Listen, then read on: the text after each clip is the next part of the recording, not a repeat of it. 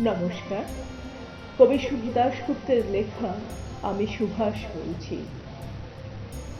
তোমার পাথরে দিয়েছি মালা, এত মালা, এত ফুল, তুমিই ঢাকা পড়ে গেছো। তুমি পাথর না হলে রাগ করতে।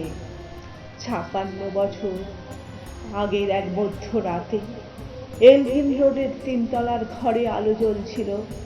চাদর গায়ে এক ছায়া মূর্তি পায়চারি করছিল অবিরাম। বাইরের রাস্তা ইংরেজ পুলিশের চর সতর্ক সজাগ চোখে দেখছিল।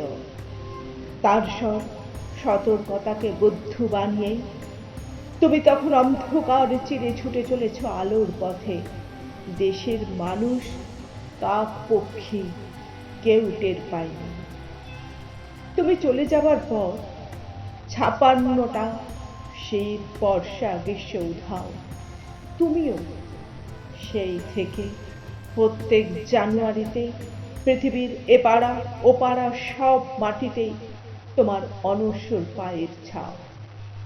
সব রাইফেলে তোমার বুকের বারুদ, সব কুচকাওয়াজে তোমার সেনার ছন্দ। পরশ পাথরের মতো স্বাধীনতাকে খুঁজেছে তোমার অন্তরে লুকিয়ে থাকা ঠেকা। তোমার গন্তব্য ছিল স্বাধীনতা, তোমার পথ ছিল স্বাধীনতা, তোমার স্বপ্ন ছিল স্বাধীনতা, তোমার প্রেম ছিল স্বাধীনতা। তুমি রক্ত চেয়েছিলে স্বাধীনতার জন্য, তুমি তাই পাথর যেন স্বাধীনতার আড়ালে চেয়েছিল গদি, চেয়েছিল সিংহাসন, ইংরেজের ছেড়ে যাওয়া লুটের রাজ্যপাট। তারা রইল সুখে, ভারতবর্ষের টাকায় তাদের সুখ, তোমার নয়। ভারতবর্ষের অফিসে আদালতে তাদের ছবি, তোমার নয়।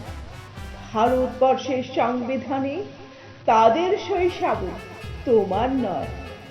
ইংরেজ গরিব মানুষকে পায়ের নিচে রাখত, আমরা বড় লোকদের মাথায় করে রেখেছি।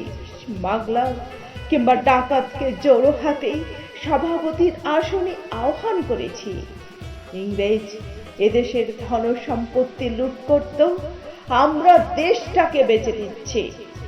ইংরেজ দিয়েছে চাবুক, লাঠি, গুলি, আমরা দিয়েছি মাস্তান, মাফিয়া, নেতার গুলি।